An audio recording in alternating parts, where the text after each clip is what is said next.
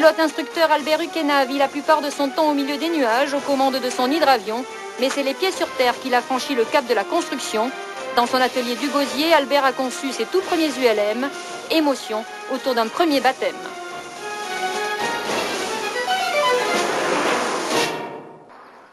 Lorsqu'un pilote instructeur devient à son tour constructeur d'ULM. Pour Albert, voler est une seconde nature, au point de vouloir construire dans son atelier des hydravions. Il est aujourd'hui le premier et le seul en Guadeloupe à s'être lancé sur ce marché plein d'avenir. 6 appareils sont en cours de fabrication, la plupart commandés par des particuliers. Laetitia Brûlé, Christian Danquin et Sébastien Marché ont suivi la sortie d'atelier du tout premier exemplaire et son baptême de l'air. Un baptême qui a concrétisé tous les rêves d'Albert.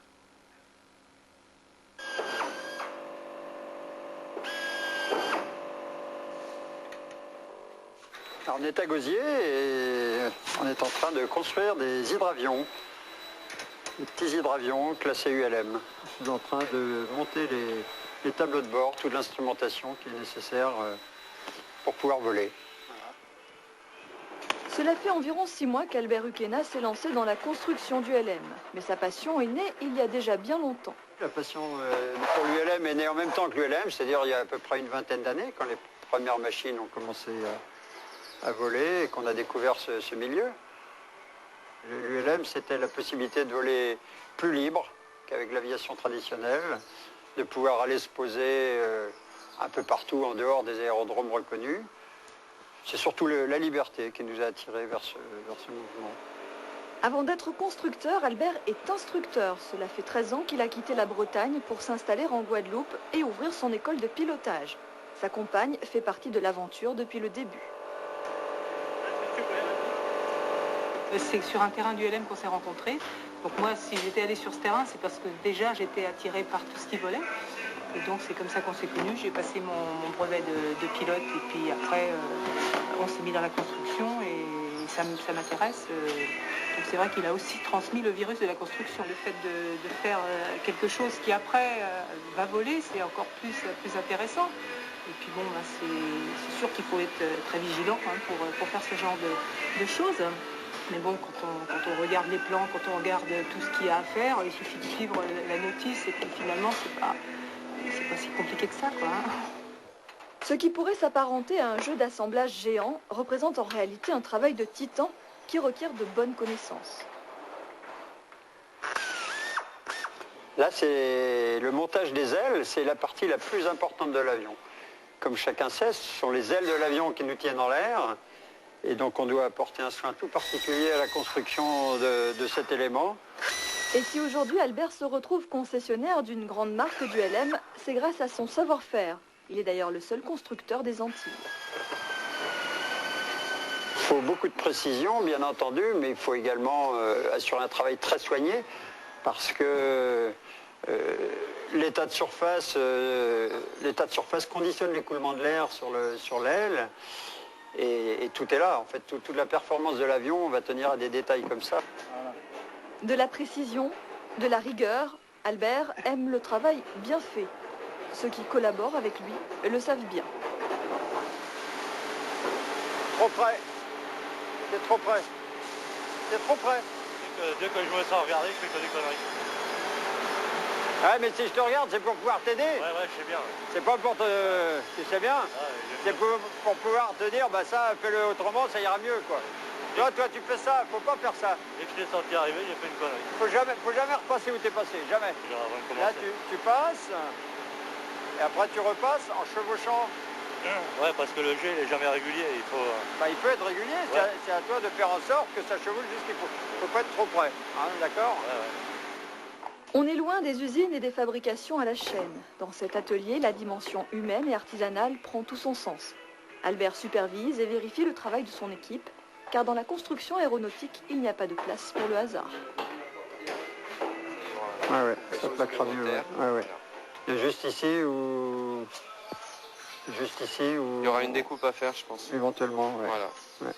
On le fait arriver au ras du pare-brise. Du coin du pare-brise. Ouais. Ce sera plus élégant.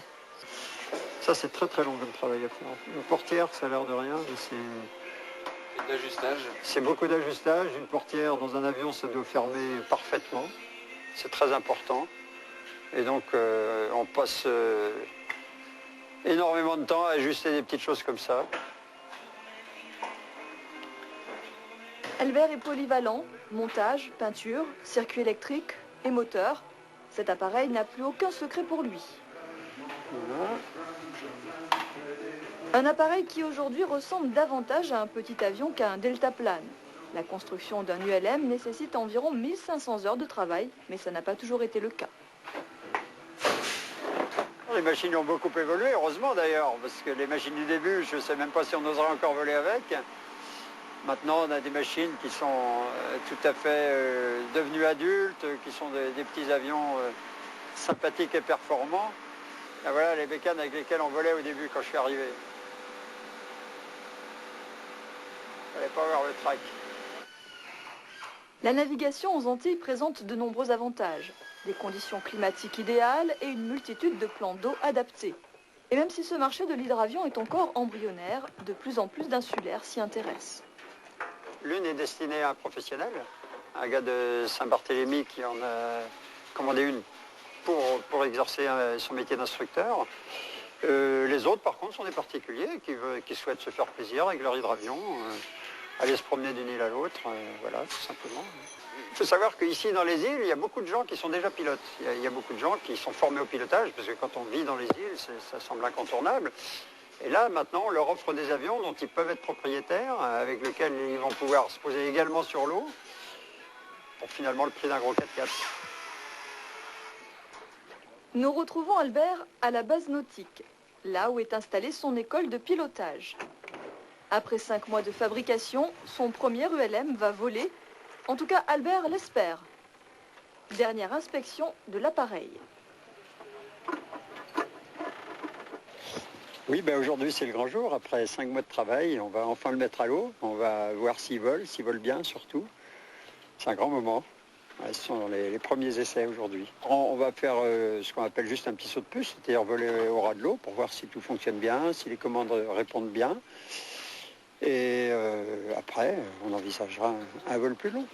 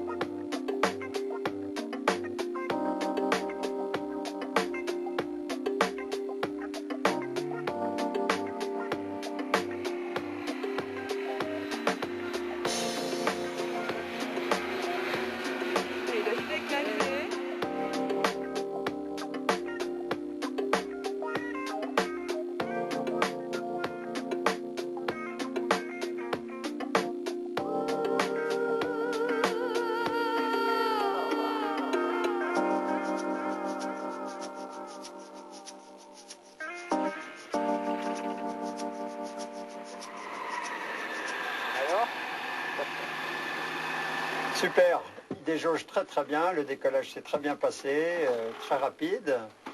En vol, c'est une machine très agréable, très douce aux commandes.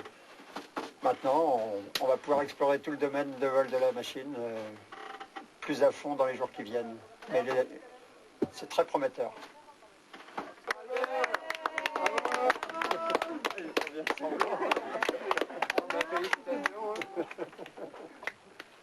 Alors, ça vole bien? Ouais, comment il réagit?